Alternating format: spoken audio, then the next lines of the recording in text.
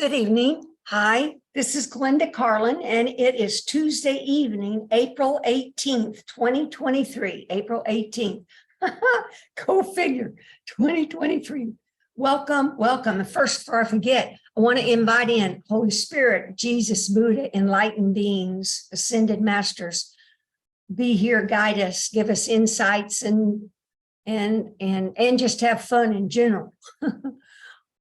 Then welcome Holy Son of God, Joanne, Holy Son of God, Barbie, Holy Son of God, Sally, Holy Son of God, Danelle, Holy Son of God, Troy, Holy Son of God, Debbie, Holy Son of God, Julia, Holy Son of God, Leon, Holy Son of God, Gabby, Holy Son of God, Glenda. Now, of course, you can also add, you can just put in that Christ or name it Buddha or say God.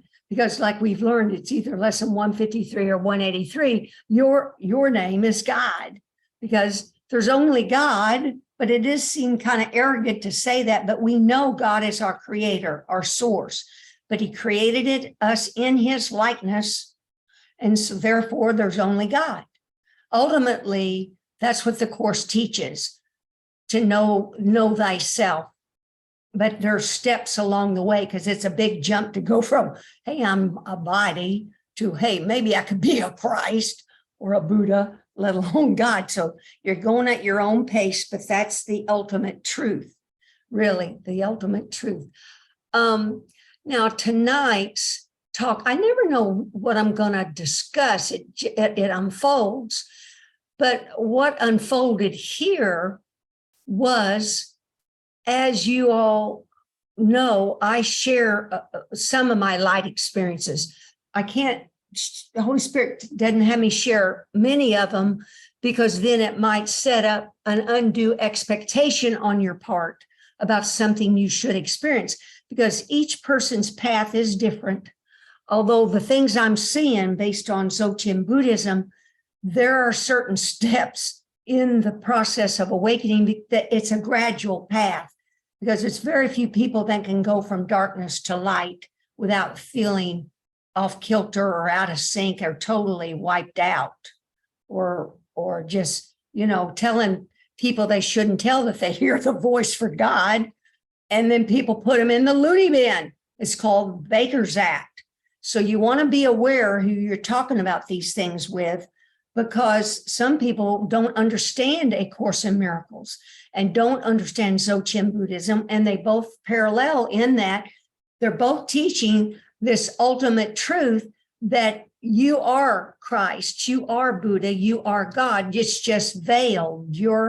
You've forgotten what you are. You've forgotten what your brothers are and what God is. And by doing these lessons in A Course in Miracles, meditating, turning your day over to Holy Spirit, and other truths you're doing, you're removing, they're called obscurations. You're removing conceptual thoughts of what your personality and things you thought you were, to finally come to the realization that you're Christ or Buddha.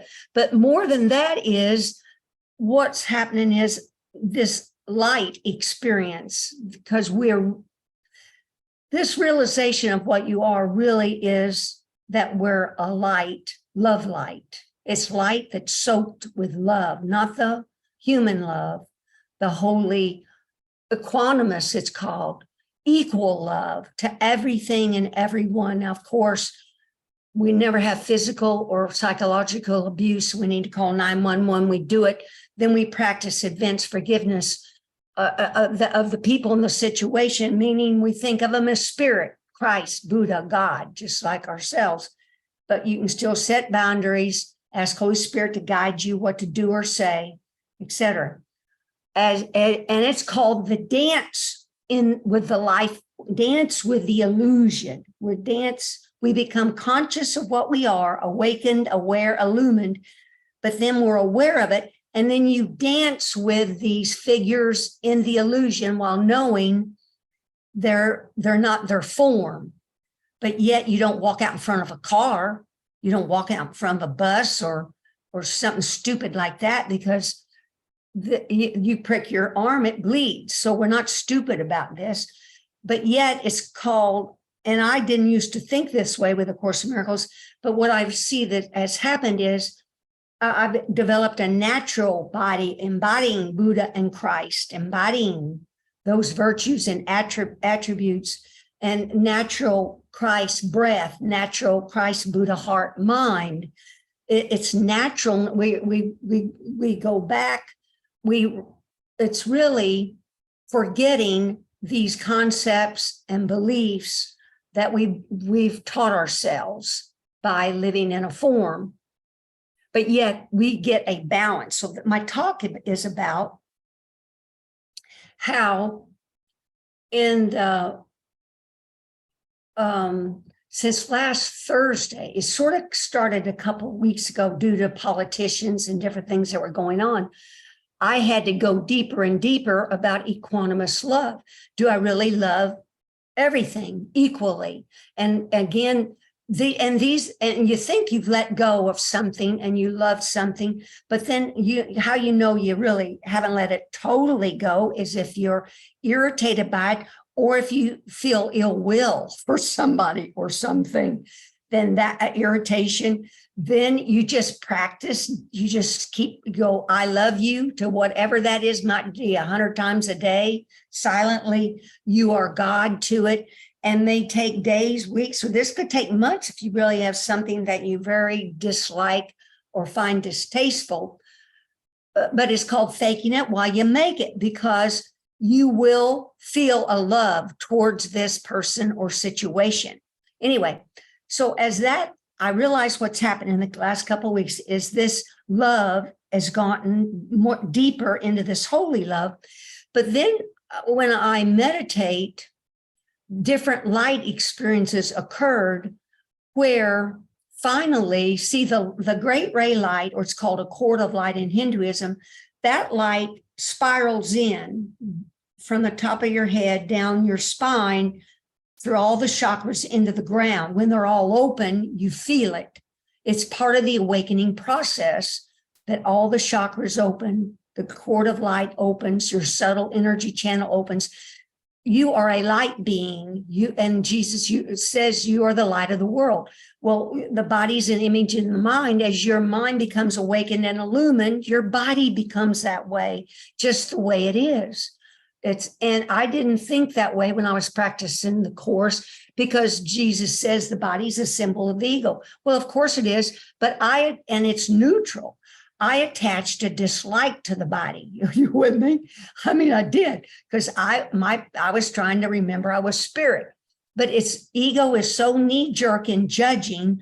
That's why we have to become aware of what we're thinking about, becoming conscious and aware of what we're thinking about.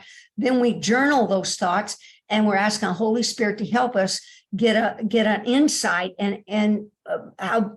But the bottom line is just to practice this advanced forgiveness, thinking of the person as spirit, or I love you. That is a real crucial core of the course. So, but as I was meditating, I meditate almost daily with this group out of LA. And tonight I'm going to talk about naturalness and this type of meditation that I do, because I realize most people have a wrong interpretation, an incorrect interpretation about the meditation that I practice and that Dzogchen practices, this particular type. So I want to explain it. It's not the normal meditation, it's a naturalness. It's called I've never said that to y'all, but it's called non-meditation, or beyond. It's got another word, beyond meditation. This Dzogchen meditation. But how it progressed is, that question, what are you? What am I? What's my brother? And what is God? So as you have the light experiences, you're saying, well, I'm Christ, I'm Buddha, I'm God. But it gets down to a light, you're actually experiencing the light. And as you all know that listen to very long, you'll have hundreds, if not thousands, of light experiences. You don't let ego think you're enlightened just because you've had 3 light experiences. Or even if your great ray of cord of light starts to come in and go out and get opened, because it's a multitude of light. Every cell in your body will radiate light. I'm not kidding. See, and that's called stabilization. And as I look back on this process, I would have certain experiences, and then I'd have to tell ego, I don't know. I'm staying open, open. And I would say it 3 times, open, open, relaxed and surrendered to spirit. Guide me what to do or say. Because I know how this, I hadn't any idea the full depth that this would go. Because the main thing we're doing is letting go of the person we used to be, think we were. But let me tell you, that is so ingrained in the unconscious mind and conscious mind. That's why this is a process. And we're gentle with ourselves, even in the forgetting and then when we remember. But what the experience is that you are a radiating light being, L-I-G-H-T, being, because it's, then the Course talks about just being. People say, well, just breathe, relax, and be. Just be. Well, yeah, right. How do you just be?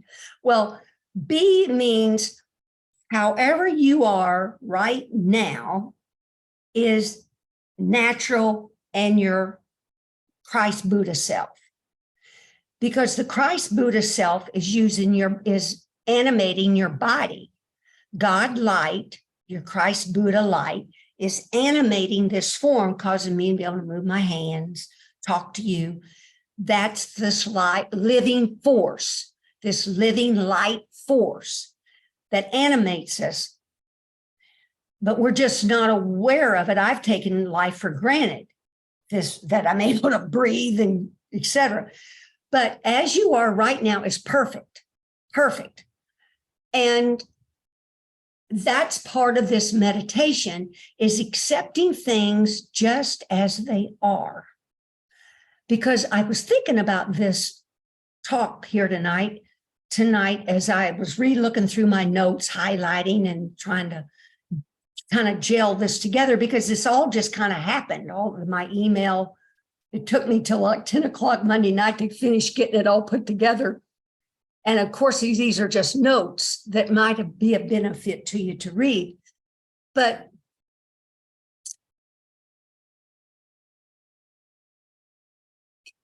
if we don't accept things as they are, then just consider that means I don't like something or I want it different.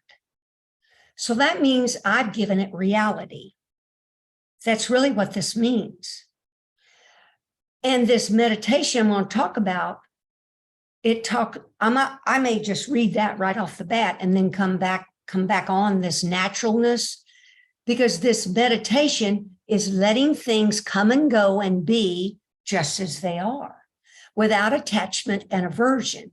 Now, I'm the first to tell you, I still have attachment and aversion. But what happens when you're awakened and more conscious, you are realizing real fast that I like this and I'm labeling this, I like it, or I don't like that and I'm pushing away. You're more quickly realizing your attachment and aversion, and you're letting go. You're taking like a deep breath in and exhaling, and you're just telling yourself, I'm letting that go. And you maybe journal it and recognizing, oh, I just had aversion and attachment. I'm making this real. I'm going to practice Jesus's advanced forgiveness. I love this person. You say their name. I love them. I love them. You are God. You are spirit. And then you go about your day and you talk to yourself. I'm not upset. It's miraculous that you catch yourself. What the hell you're thinking? That's what I try to express more and more to people, is don't beat yourself up when you recognize you've had an egoic thought or went off with one for a week or a day or whatever. Congratulate yourself that you realized what the hell you're doing and you came back off of it. Remember how we used to hate something or dislike something for years and just gossip about it with family members, or just go through the whole deal with you had certain people in the family you could talk to about it, and other ones, oh, I can't talk to them about this. They're part of the problem. So congratulate yourself that you are recognizing what the heck the mind is doing, because the mind is awakening to your Buddha, Christ, God nature. and your heart is opening. And finally, in this chakra opening and alignment, the heart mind chakras join to etheric heart mind chakras. Those things are outside the form. First, they open in your body, and then they open outside the form because there's really no in or out. But anyway, so I want to read to you from this book from Lama Surya Das.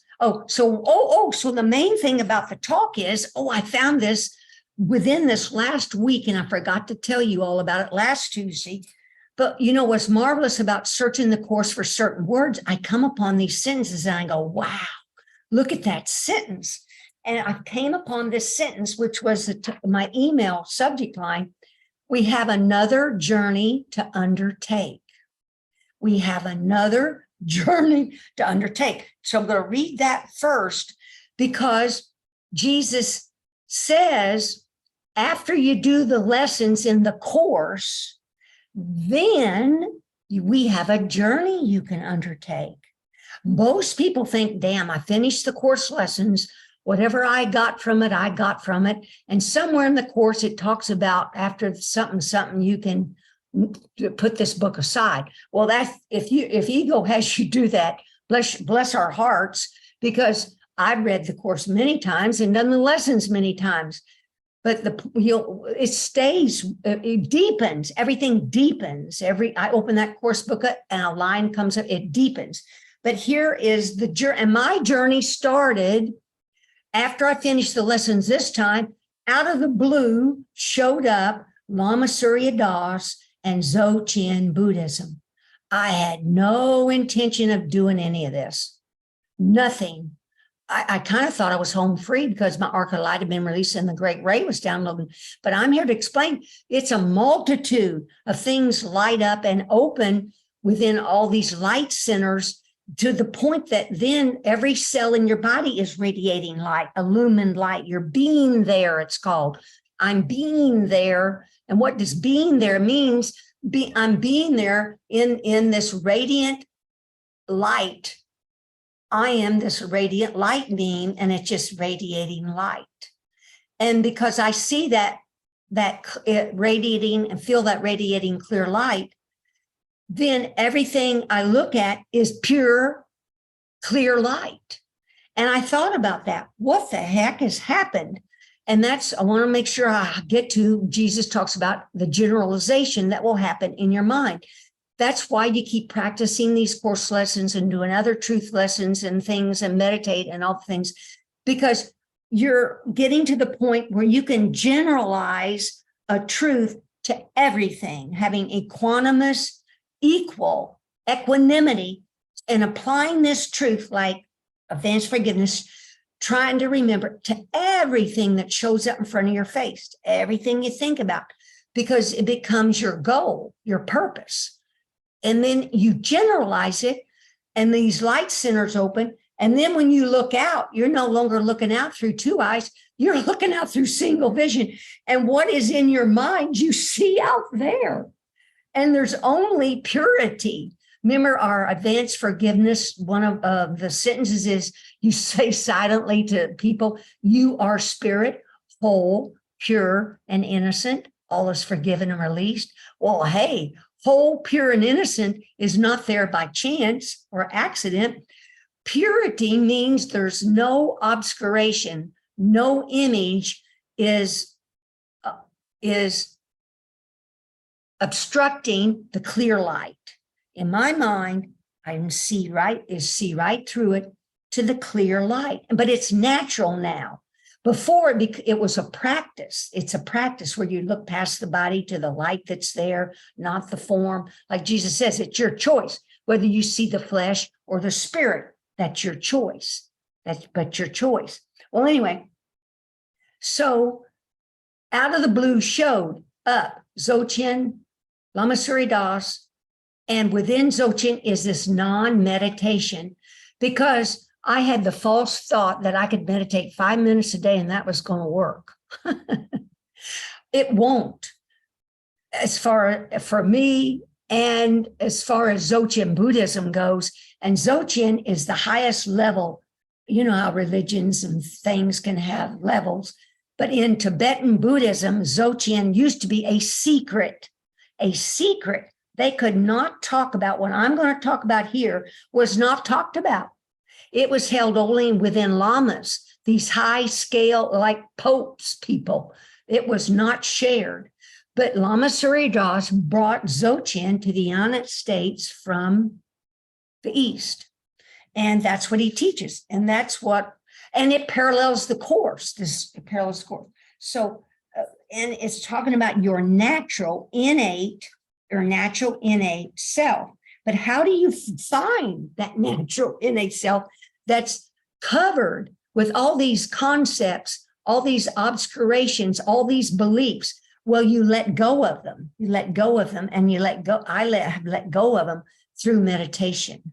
You become aware of how the hell the mind's working, and you master. You're aware of it, and you learn how it works, and you don't go off with a thought or a feeling like you used to in meditation. And then when you're out walking around in the world, you're not going off with a thought or a feeling while you're walking around here.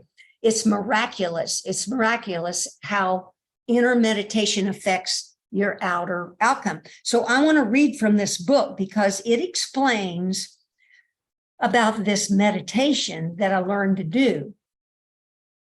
And it's called Surya is Surya Das, D-A-S.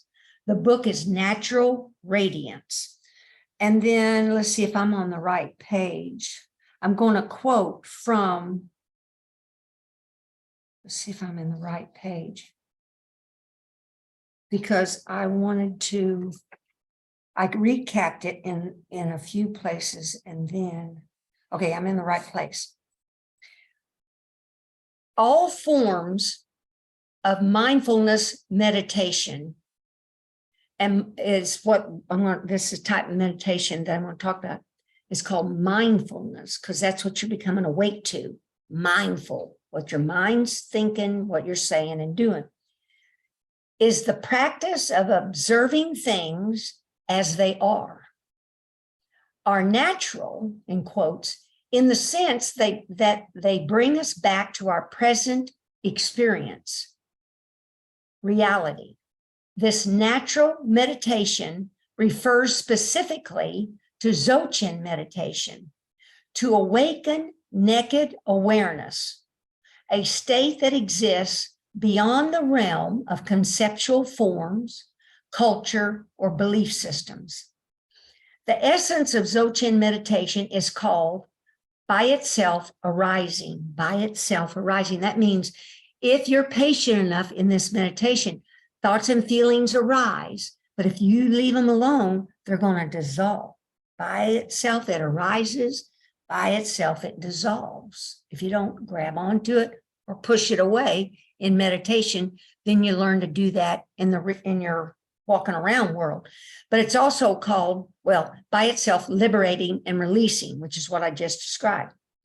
Thus, one appreciates the empty yet luminous, vividly appearing form of all creative things, outer and inner. See, he's talking about all of you are luminous, vividly appearing forms, but you're luminous. And in science, it says they're just space and light here anyway. But the two eyes don't see that, but your one eye will see it, will wake up. The natural meditation is not a process of suppressing thoughts or feelings, nor of being carried away by them, but of simply becoming aware of their spontaneous, unhindered display, their arising and passing on moment to moment. Like a surfer riding ocean waves, the Dzogchen practitioner does not try to iron out the waves of thought and perception, to flatten out the mind, or to flatline the brain waves. As a skilled surfer knows, the bigger the waves, the better the surfing. For the meditator, it is a process of enjoying the blissful awareness of seeing through things as they arise and Like the floats in an Easter parade going by, the more the merrier and the better the show. Through this awareness, we can enjoy the process, meaning living, dancing in the illusion, and know that it's just a show. By enjoying the display while simultaneously remaining unentangled by it. Talopa, this some enlightened person, said that it's not outer things, but inner clinging and fixation that entangle us. See, that's the deal. We cling to thoughts or feelings, entangle our cord with them. Theirs get all wrapped around and entangled. And that's called clinging and fixation on things. But see, you want to enjoy the show. Dzogchen meditation is based on 3 vital points. First, natural body as Buddha's body. You can put Christ there. Second, natural breath and energy as Buddha's or Christ's breath and energy. And finally, natural heart and mind as Buddha's heart mind. The instructions are the same in each case. Leave it as it is. I want to repeat that. The instructions for all this is leave it as it is.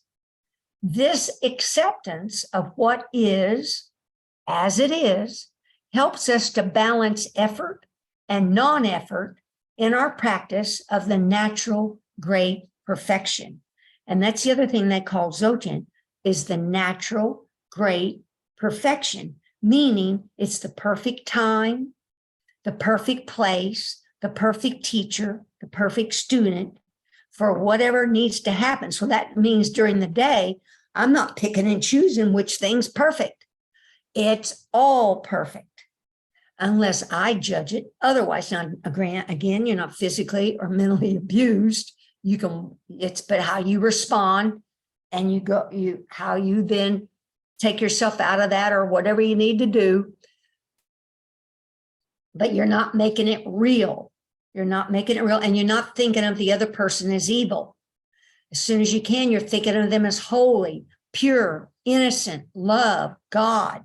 It's huge because as you think of them, you think of yourself. Everything you think, say, and do, your unconscious mind believes it's about you. The other person doesn't know squat, but your unconscious mind believes this is about you. Therefore, in Dzogchen meditation, we practice natural body, natural breath and energy, and natural heart mind.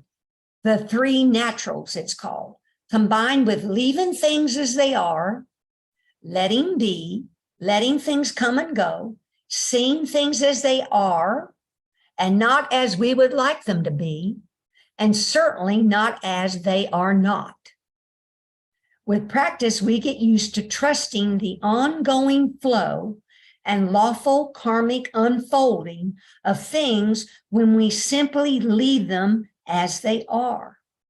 We see that things may be empty of solid, substantial reality, but they continue to manifest and affect other things, which are also empty of solid, substantial reality, but they have their own effects, which also have to be considered. So what he's saying is there is a karma, there is a cause and effect, and what I reap, what I sow, I reap.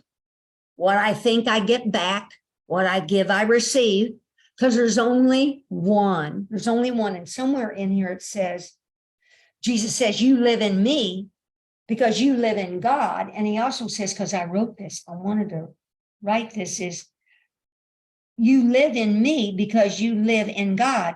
And everyone lives in you as you live in everyone. That's in text 11, VI, paragraph 3. That's huge. And everyone lives in you as you live in everyone, because part of my being there revelation or deal during that meditation, I forget, Monday, was that my breath was breathing in and out with all the universes. Because we're one. There's only one. There's only one breath. There's only one mind. This God mind created. All these forms and images are projected onto this creative God mind, We, the God created these things, but with our labeling, we label them bad. And then we made the ego and we do things that aren't loving, harming the planet, harming our brothers, etc. But this is all one. There's unison. You are a light being that's dancing in the web of all the other interbeings. The inter I-N-T-E-R means interconnected. We're all one. There's this one light that's radiating through all forms. It animates all the forms, but it's not separate lights. Although, we awakened the light that's one with everything. But anyway, where was I? Is that you live? Oh, wait, well, oh no, I hope I don't lose my place. Okay, here. Karmic unfolding. See, looks like, now see, cause and effect, that's part of the illusion. Okay, but in the illusion, that's the deal. Because we believe in our beliefs, we have these beliefs that are unloving, then we sow them, they'll come back. We reap what we sow. And you can fake it while you make it, because there's I love you with feeling or no feeling. It's the same deal. You're saying I love you instead of I hate you and kicking the kid, right? Or whatever, Okay, here. In Dzogchen meditation, we witness the continual magical display moment after moment, like poem after poem, or celestial song after celestial song, what Hindus call the divine dance, Maya or Lila, of the dance of illusion, arising and continuing, and yet without any independent, lasting, substantial solidity or reality, because it's an illusion. The forms, we made them up. What's eternal is the light that animates them, that radiates out of every one of them. So I didn't get that when I was studying the course. Only with this meditation and this explanation of how this meditation looks at everything, you become wise to the workings of the mind and how that our God mind, our Son of God mind, created the Garden of Eden. Everything was beautiful. Light was animating, all the forms. It was all beautiful. It was all loving, until the Son of God decided it wanted to be in a form and feel what it was like to be in a form. And with one stupid thought, became a form, got imprisoned within a form, fell asleep. In that instant, fell asleep, and is having to awaken from the dream, or this show, this Easter parade, this illusion that's going on but it's like he said, it's a divine dance, arising and continuing, yet without any independent, lasting, substantial solidity or reality. We do not have to suppress or change this continual magical display, but we can recognize it for what it is, our own projections as the display of intrinsic awareness. See, you're becoming aware. I'm, in my dream, whatever's showing up in front of my face, that's my dream. That's my karmic unfolding. And what you're seeing now is a result of how you've lived in the prior months or years, because most of us have a pretty settled life. And be thankful for a roof over our head, food, clean toilet, clean water, no gun bullets flying around the air. So thank you that we can come here together with Zoom to think these beautiful thoughts and think about how to awaken from the dream. I'll read on 3 more paragraphs, it looks like. Thus, Dzogchen meditation is not really doing anything. You see, Jesus says that too. I need do nothing. Well, that means walking around doing. But in my mind, what the heck am I thinking? What am I thinking? And am I letting things just come and go? Which is why it's called non-meditation or beyond meditation. Now, what's happened just within the last month or so is I'm able to walk around dancing in the illusion. The form is dancing in the illusion because I've freed up enough thoughts in my mind. I'm not entangled with it. And I'm seeing the clear light of God everywhere and feeling the radiant, just Monday, feeling the radiant light out every cell. It's just it's a progression but that's non-meditation because I'm not sitting on a cushion meditating. I'm walking around in a state of peace and love, but yet being spontaneous, deciding if I'm going to go to the store or go help my sister or go paint that wall or go read that book, or am I going to think that way about a politician? I'm consciously aware. Awareness, what you is having, going from ordinary awareness to awakened awareness, meaning you're aware, mindful of what you're thinking, saying, and doing. Okay. In Tibetan text refers to this Dzogchen meditation as Buddhahood without meditating. See, you will your body will embody Christ and Buddha. You're walking around, dancing in the illusion, remembering what you are, what your brothers are, and what God is. I mean, it's brilliant. The course is just brilliant. And this meditation is just brilliant what it does. And because, see, we're letting things come and go because they're not real. You let them, and in meditation, you can let things come and go. You don't have to do anything, just be.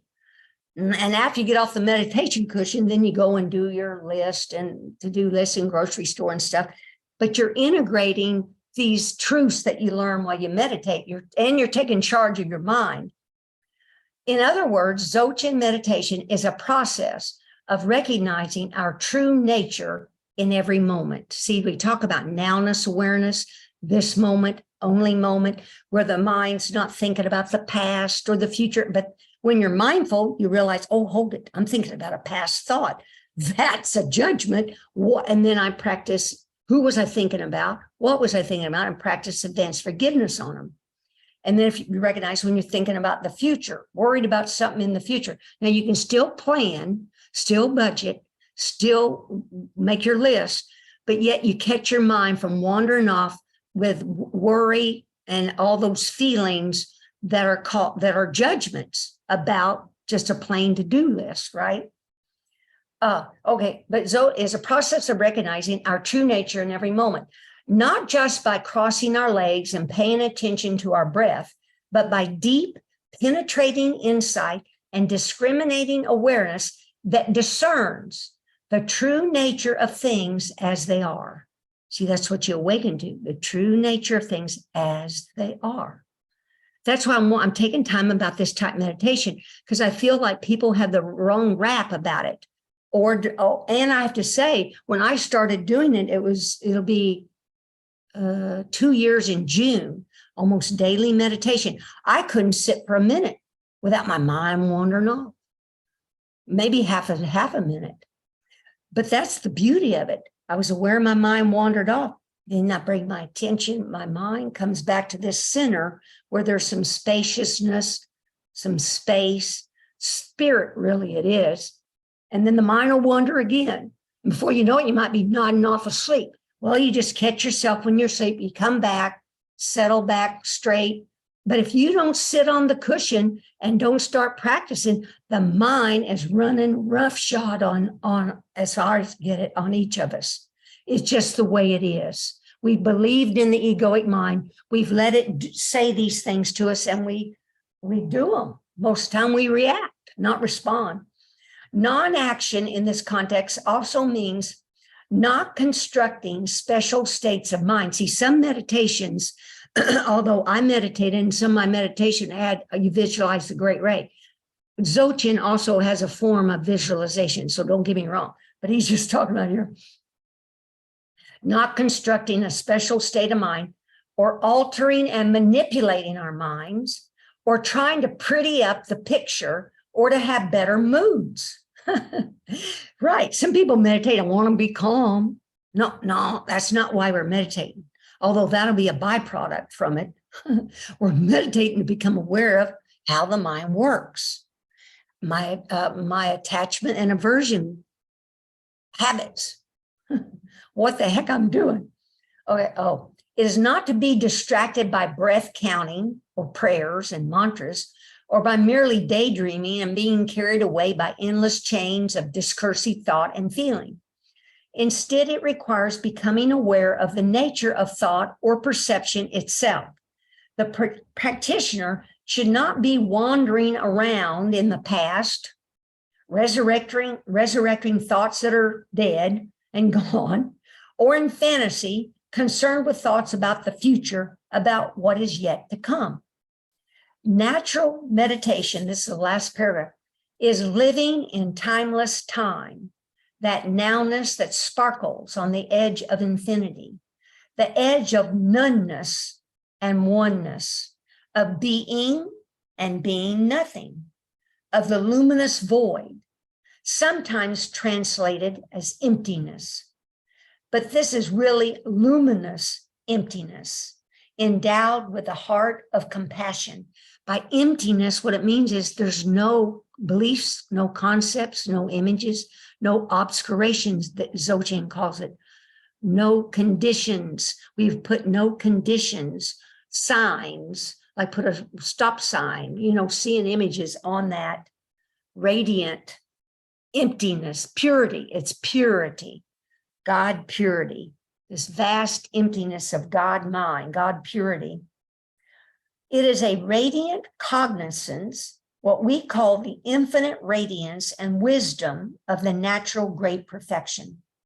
It is a luminous openness that is our divine core, our Buddha or Christ nature. And just as great peace is beyond the dualism of peace and quiet, inner stillness is beyond the dualism of stillness and movement. Our inner center remains unchanged. When we are centered, settled, and balanced, we can be at peace at any speed, at any decibel level. Oh, there is one more paragraph, sorry. We should allow all thoughts, feelings, and perceptions to settle like snowflakes falling into a lake, clear lake. We do not have to get rid of them or wash them away or stop them, but only to see how they settle and dissolve naturally by themselves without any effort on our parts, just as everything appears and eventually disappears. In this way, we learn how to drop our physical attachments and clinging, as well as our clinging to our minds, identities, mental attachments, preoccupations, and concerns. And then as everything that can fall away does fall away, we can simply rest in the luminous clarity and bliss of total naked awareness itself, the groundless ground of incandescent being. Dzogchen meditation is not any form of thinking, analysis, or mental gymnastics, but a natural meditation relying on innate wakefulness and naked, uncontrived awareness. Anyone can become enlightened in this lifetime through such a practice, regardless of age, nationality, gender, how one looks, whether one is learned or not, and so forth. Oh, anyway, that's why I wanted to cover. Is that not, it's called non-meditation. It's no meditation like I'd ever done before, but wow, it's transformative. It's just totally transforming. So see, that whole thing talked about naturalness. So then I searched the course for where Jesus talks about naturalness. So now I made some notes here. Naturalness is, and then I found where he talks about the clear light. Naturalness is on page 7. Page 7. It starts with page 7.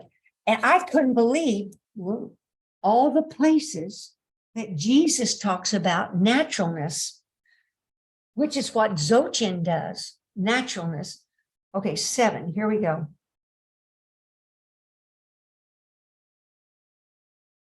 This is what Jesus says. And he calls it different ways. I kind of picked through and then I got the paragraphs. our natural impulse to respond as one. See, that's where he uses our natural innate response, if left alone, wants to respond as one. That we're in union with everything. That communion is our natural state. See, communion means a joining, communing with our innate Christ self, God nature, and our brother's nature. He talks about our natural environment. Can you believe that? He's got the word environment in the course. I've never seen it. Natural environment, our natural state, our natural inheritance is love and peace, and natural abilities. Now, see, that's what that Dzogchen Medit was talking about. You got natural abilities, your natural heart mind, your higher natural heart mind, natural breath and energy, natural body becomes Christ, Buddha, natural. Okay, so here's where, let's see what we got here. A lot of these first quotes are from chapter 7, section 11, paragraph 1. Oh my gosh, it's 7:52.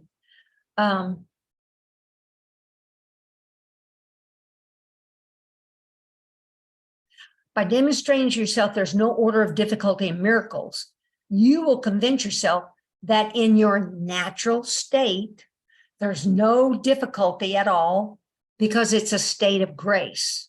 See, a state of grace is a state of holiness, this state of beingness, of this creative life force that is you. And that life force, that living God force, is forever creative.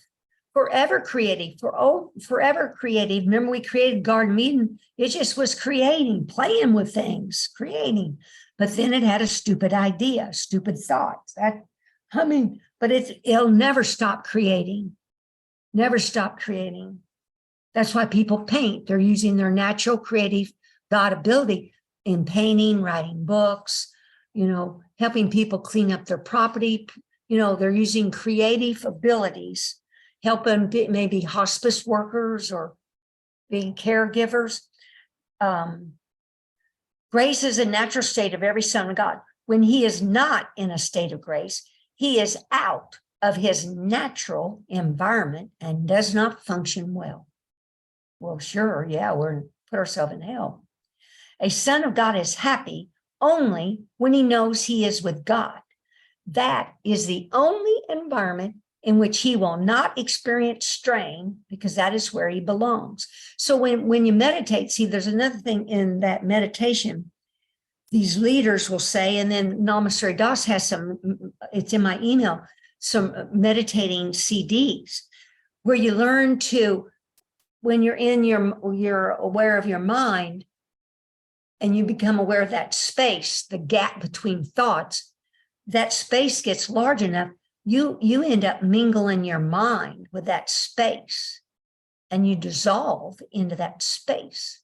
Well, when you merge and dissolve into that space, you've just joined right up with your innate Christ Buddha self and God right then in that split second. And what happens as you do meditate, more and more you're in that split seconds, holy instances, and those get bigger and bigger, wider and wider and wider, till there's just complete stillness, peace, and calmness in your mind. But anyway, told you that's the state of grace. Without strain, your only environment, let's see. You will believe that you are part of where you think you are. That is because you surround yourself with the environment you want, and you want it to protect the image of yourself that you've made. The image is part of this environment. See, the images of our body, our house, whatever. That's our environment. What you see while you believe you are in it is seen through the eyes of the image, meaning the body's eyes. This is not vision. Images cannot see. That's workbook lesson 35. It aims at removing the blocks to the awareness of love's presence, which is your natural inheritance. Your natural inheritance is this love light that you are. The abundance of Christ is the natural result of choosing to follow Christ, your inner Christ. That's chapter 1, section 5, paragraph 6. Communion, not prayer, is the natural state of those who know, chapter 3, section 5, paragraph 10. Peace is a natural heritage of spirit.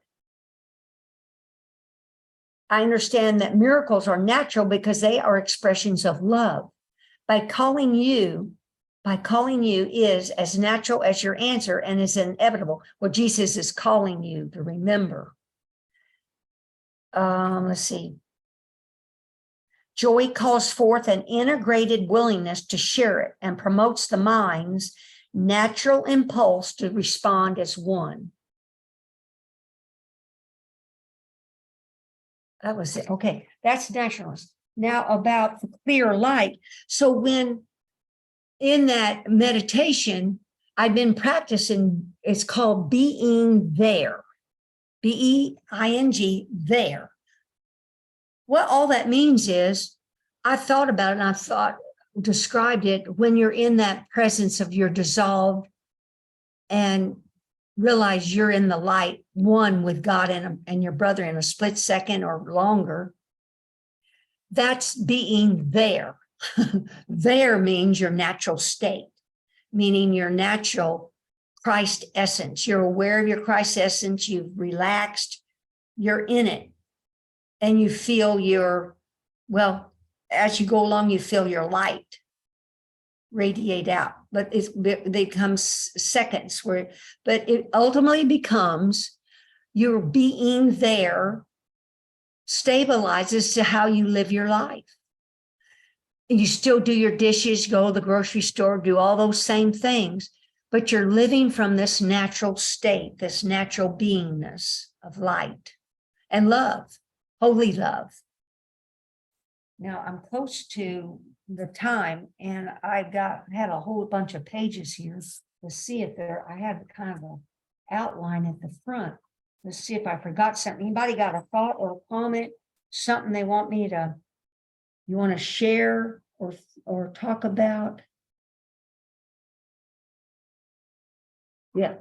So the journey you will undertake. I'm not wanting you to think the journey, it never really ends, it deepens. You become more and more aware of what you are, your brothers are, and what God is. And you just live from that beingness.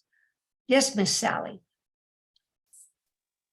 Yeah, I just want to agree with you. I haven't, I'm not able to do the meditation as often as I'd like to, but I just noticed just a whole different approach to life, and I'm more aware of my thoughts and when they're negative. And I had a bout last week where I was just so negative, and I kept just catching it and just saying, you got to just forgive that. You got to just forgive that. And it didn't stop it, but eventually it did.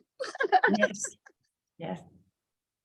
Well, see, Sally's trying. See, she still works some, has a family and a husband, grandchildren. So I get it. But as often as she can, she does meditate. And it's a different type of meditation, isn't it, Sally? I've never really, I always shied away from meditation, and I'd say, oh, my mind's so crazy, I just can't do it. But it's really more like, you're just trying to sit there and just every time a thought comes up in your head, you just try and say, just like it's in my mind, it's usually on the wind or on the river. Like, I'm just going to let it go. Don't let it stay in my head. And I've been able to do that sometimes, not meditating, just kind of like trying to just be and not have that mind going all the time, Oh yeah. And let thoughts come and go and just be your natural self. Yeah. And just let the thoughts come. And it's called sky gazing too. We picture the mind as a sky, letting these thoughts and feelings go like clouds on the sky, just seeing them come and go. But it's just a brilliant way of gaining power over the mind. Thanks, Sally. You're welcome. Bye, John. He had to leave. Oh, bye. Bye, whoever had to leave. Oh, Joanne have to leave. Bye, Joanne. Love you, honey. Thanks for coming out. We're still recording. Nancy, you want to share anything? I see you saying something or not? I was just waving at Joanne, but everything tonight is just right on where my lesson is. My lessons, I'm doing it by the day of the year, and it's to give and to receive are one in truth. I will receive what I'm giving now, and Yep, to me everyone too, I Nance. offer. Yeah, and to I'm everyone I doing it the offer. same. Yeah, exactly. You're right. I didn't really look at it that way, but you're right.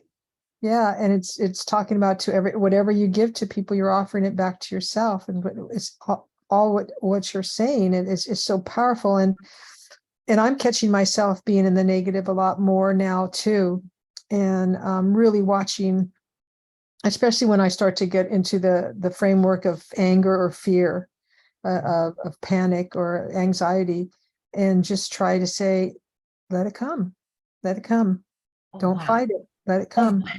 wow. And sometimes I can do it, and sometimes I still can't.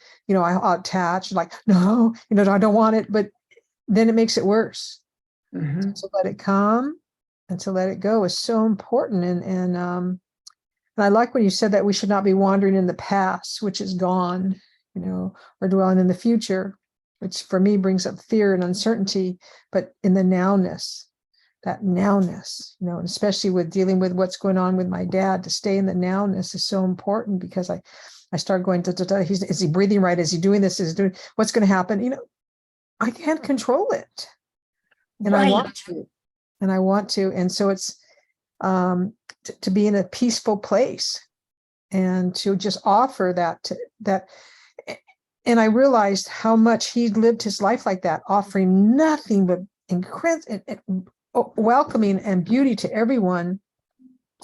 And I had this lesson right here in front of me, this man who walked the course, and he didn't ever open the course in his life. He did, he looked through it, but that wasn't his thing. But yet that's how he lived.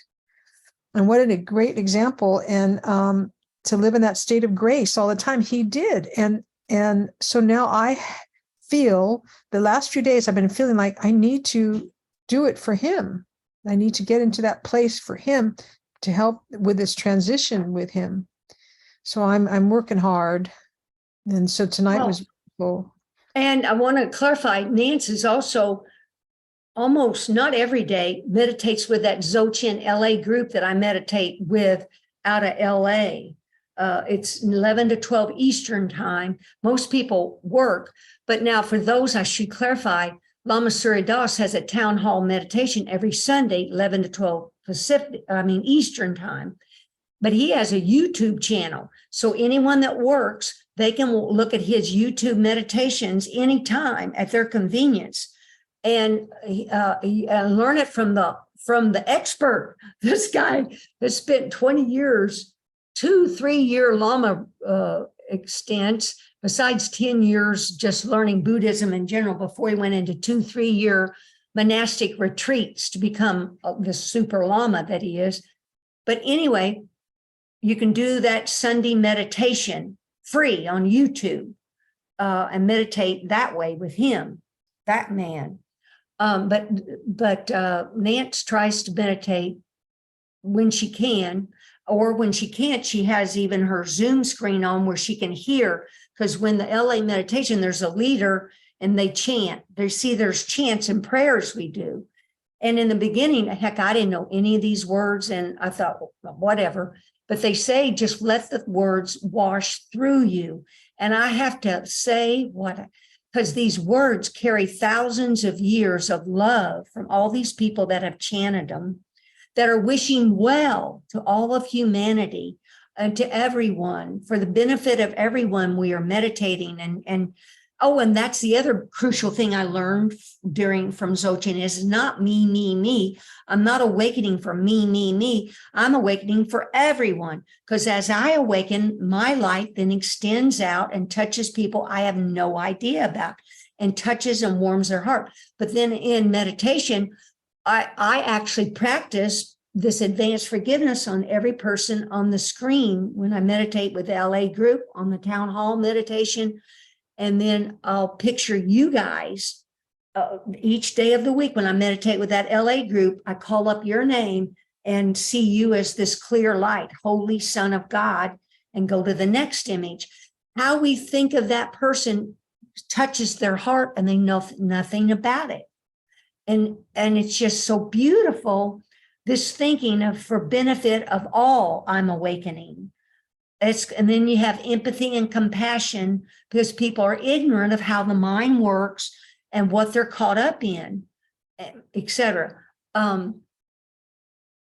So whatever I'm just explaining, the Dzogchen meditation is it's the most straight through, cutting through thing I've ever heard of. Because before I found it, I was trying to repress my thoughts. There are types of meditations like that, but it won't happen because egoic mind never stops. Even when you're awakened, egoic mind still talks. It still has thoughts. It still has judgments. You're just aware and conscious of them, and you're not off on a tangent with them. Or if you are, it doesn't last long. But anyway, any other thoughts or comments? I think though too, what I'm noticing is that since working with them, and I try to go every day, I feel lost if I don't. And since working with them, I'm finding so much of what they say in the course that I'd never noticed before. It is absolutely there. And somewhere, like even yesterday, it said, I will rest in him who is myself. And it's like, oh, how come I never noticed that before? And all the somewhere it was talking about that we're doing it for everyone. And I think I even wrote, I got to look again. Somebody I was reading it and something that said, as it is. And I'm like, what? Yeah, wow. You're right, Nance. You're right. I had no idea how these things like rest, what she's talking about, the chants and the prayers talk about, just rest your weary heart and mind from all this doings that we're doing. And it's not, we're the awareness, the watcher, the observer. But before I know it, I'm in my mind as the ego judging, and it strains me. It worries me. It tires me. That's how I also know when I'm off on a tangent, right? So you get this space where you can lean back from this egoic thinking, and ultimately you get liberated from that, the mind and the six senses, because your smell, your taste, your hearing, these are all senses. You just think about this as you walk around and you'll sense or smell something before you know, oh, I like that or I hate that. Before you know it, these are all judgments that the senses are doing. But the thing about rest is it says, rest your weary heart and mind. Well, what the heck are you going to rest in? Well, you kind of lean back, and I kind of visualize that space or that emptiness. Remember, I call it yalla cake batter. Picture you're pouring yalla cake batter down that cord of light down your head, and yalla cake batter just pours all through your body, out every cell. That's like this radiant golden light that you are, or a clear light. But it gives you a texture to rest in, lean back on, and just kind of shrug your shoulders and go, relax and rest. And we talk about we rest in the Buddha, or we rest in our Christ nature. We rest in the Sangha, which is all beings. And we rest, the Dharma, the Sangha, and the Buddha, the truth. So you can rest in the truth that you're Christ, you're God light. But it means you take a breath and you're just lean back and are just still for a moment, being. You're just being this natural space, this natural clear light that you can't see. That's love, that you can't always feel. So really, that's why I gave it that yellow texture, so you can feel something to lean back on that's light. But you're right. I went, wow, look at all this parallel with the Course. But how they chant it, somewhere in neuroscience, it talks about these senses, all these sounds, these seed syllables, ah, om, hum, H-U-N-G, and O-H-M, and A-H. These are seed syllables that carry with them thousands of years of truth, of communication with God through all these monks, lamas, and lovely people, enlightened beings. That sound enters inside this subtle energy light field, and it just fills your senses. And it's part of this opening up to your true nature. It's amazing the integration of sounds with even as you try to chant or say the words just in English, opens up there's a throat chakra, opening your throat up to your natural ability to say, I am Christ, I am Buddha, I am God. Your crown chakra, I mean, it's just so magnificent. I had no idea. All these are light centers because you are the light of the world. Truly, radiant light of the world. Anyway, gosh, any other comment or thought? Because I'm kind of over. Yes, Barbie, go ahead, Barbie. You got to unmute, honey. Okay, when you were talking about the meditation, you said the meditation is being there. Yes, being So- there. So now in that pause, is that when you're being there? Yes, yes, yes. And that's for a split second. But where I'm, knock on wood, happening now, it's stabilized all through the day. Now picture, it'll be 2 years in June. I've been meditating almost every day. Oh, and today I have to think about, I meditated this morning before I got to bed, probably an hour. Then I'll sit in my chair in the afternoon, maybe for an hour. Before I know it, I'm meditating for 30 minutes or an hour. Then at night, I'm watching TV. I'll go to meditate. This is a natural progression that's happened. In the beginning, I thought about doing it, but now it's just natural. It's this being with the light, letting the light radiate out. So it's more than the 5-minute deal. And you just are, but still, just second choice. Then within the day, I might have just 30 seconds where I'm remembering, oh yeah, I'm Christ, I'm Buddha, and pausing to feel the light come out. You know? And so we do shorties or quickies during the day, but I'm finding I could be meditating 2, 3, 4 hours a day. I don't know. Is Debbie leaving? Is Debbie waving by? I love you, Debbie. And before Debbie goes, I love you too, guys. Bye. bye. We'll practice advanced forgiveness on every person on the screen before we all go. But yes, Troy, go ahead. Barbie, are you done? Yeah. Okay, yes. See, this builds. The gap between thoughts gets wider and wider. It just, okay. Two things was the non-meditation. I realized that I've been doing that even without the Buddha Lama Surya Da. But the way you were describing it is what I've been doing. And the other thing is the generalization of the things that, you know, like that get reactions, or the events, the forms that are the things that are happening. You start to generalize. And because I'm stuck in an emotionally abusive situation, and I'm not financially free yet to get out of it, and it's been a long time, the other day came to me. I was like, Holy Spirit, tell me what to say and what to do now. And it was call for love. And the answer to love is there is only God. Or love is the answer, because everything we're seeing with image, you know, through the image, and that came from A Course in Miracles. But that is what has been helping me, because it's almost constant abuse and my nerves, and I'm crying. And so I'll be just thinking, all of this is a call to love, call to love, call to, it's such a simple. And then what's the answer to love? You know, if there's a call for love, call to love, like love, you know, it's the absence of love. What is the answer to that? And that is love, which is God. There's only God. God Yes. is the answer to that. And that has really been the generalization and the simplification of all of the chaos and the pain that I'm in. I was going to ask you a question. You were saying about karma, and because I'm stuck in this situation, doing my best to love those who are harming me. And I'm getting as much help as I can. I just want to leave, and I have not been able to leave. But I'm wondering if perhaps I hurt these people that I live with, in like when the dog attacked you, and you said in some other form at some other time in the illusion, True. perhaps you injured, you know, that dog's Yep. karma or soul or whatever. And Yep.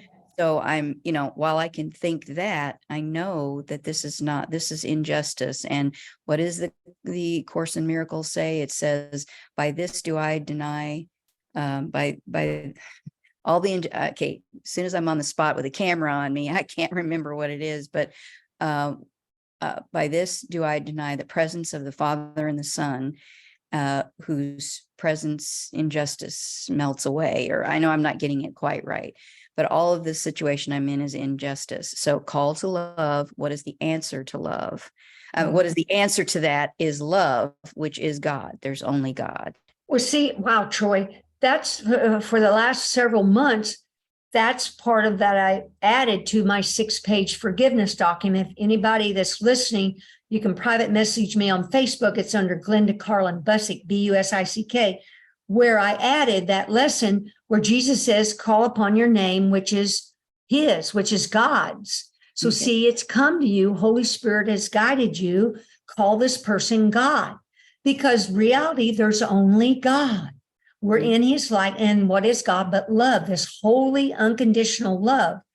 And now the other thing that Dzogchen teaches is everything's grist for the mill, everything. That means whatever shows up in front of my face. See, I've taught that for years. Yeah. Whatever, people ask, well, what the heck am I supposed to be doing? Right.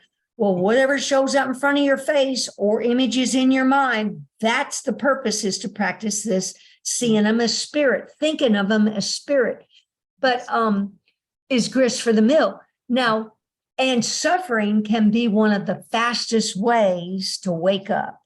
Yeah. Because without suffering, I've had talks about this, is people could think, oh, la-di-da, la-di-da. Everything's so wonderful. I have no problems.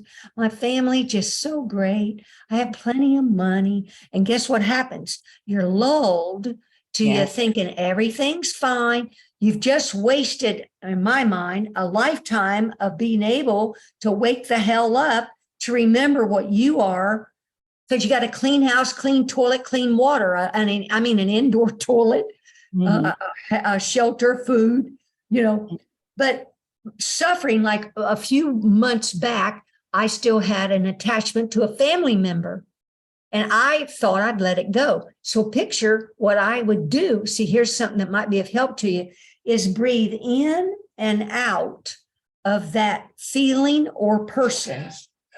Oh, Yeah. my TV is coming back on.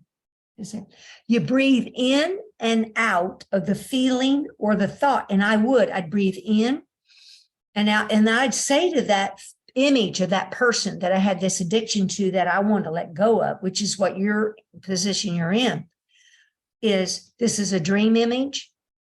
This is a dream image. I made this up. It's a dream image. They are God. Dream image. And that went on for a couple of days and nights. And so, but then what happened when I did enough of that remembering this is a dream, and this Dzogchen meditation where you let thoughts come and go, it finally dawned on me, how can you be attached to something that's not there? Yeah. Now, did you get that? Yeah. I mean, how can you have aversion to something that's not there? Because see, it's called something in Dzogchen where there's not this self. There's no other self, O-T-H-E-R, self out there, and there's no self concept, meaning me. But again, we're not putting the body in harm's way. So, and this person who you're having aversion to represents your thousands of lifetimes and people you've had aversion to, and all of those. And it's a chance to let go of a huge amount of karma. If just keep thinking of them as God, I love you, or this will flow and change when it's for your highest good. So see, right now, your highest good is to learn and practice on this person. persons, there's more than one. Okay, Just let well, you yeah. know. I Yeah. get it. And I can relate because I worked with my husband for 35 years in a business and we did not agree quite often. And staff members not agree. Mhm. Oh my. So it happens. It happens where I got to, that was years of part of this year of this letting go of the person I used to be and thinking of people as their actions and words. Again, you still can have set your boundaries or just not, just stay away from them or whatever you got to do. I hope that helps. Now, before I forget, look at everybody on the screen and practice advanced forgiveness on them, which means you simply say all of it to them, or you can say Christ to them, or Buddha to them, or God, or you can say you are spirit, whole, pure, and innocent, all is forgiven and released. Any of those things you can say, all of it, or God, or Buddha. I mean, it's that simple. Don't have to believe it. You just do it. Like the introduction to the workbook says, you don't have to experience or believe any of this. Just practice it. Just do it. It's in the application that you will get the experience, which is what I keep trying to motivate you to do. And you're doing it. I'm so proud of you guys. You can even practice advanced forgiveness while I'm talking. Thank you, thank you, thank you. Any other thoughts or comments before I stop recording? Thank you, everybody, for coming out tonight. Holy Son of God, Barbie. Holy Son of God, Troy. Holy Son of God, Danelle. Holy Son of God, Nance. Holy Son of God, Sally. Holy Son of God, Teresa. Holy Son of God, Leon. Holy Son of God, Gabby. Holy Son of God, Julia. Holy Son of God, Debbie. Thank you, Holy Son of God, Glenda, for coming out tonight. I love you guys. Thank you. Oh, and I should comment, if on my emails, I had a week ago that email I sent out that had a 6-page document on advanced forgiveness attached to it. If you didn't get it, look in junk or spam or your trash, because I realize the servers are trying to protect you. So if there's an attachment, it can automatically send my email into junk, spam, or trash. So look in there and then right click on my email and click on not junk. There's 3 or 4 questions you answer, and that may make me then not go into junk or spam. But each week, if you don't see my email, go look in your junk or spam and make it not junk kind of thing. And anybody that wants that 6-page advanced forgiveness document, which recounts the course and from Gary Renard's book, Love Has Forgotten No One, and some Dzogchen Buddhism, just private messaging me on Facebook, Glenda Carlin Busick, Busick. And I have a YouTube channel for those that can't come here to view these talks later, Glenda Carlin, A Course in Miracles YouTube, and see that later. Thank you, everyone. I love you guys. I'm going to stop the recording. So anyone wants to stay, we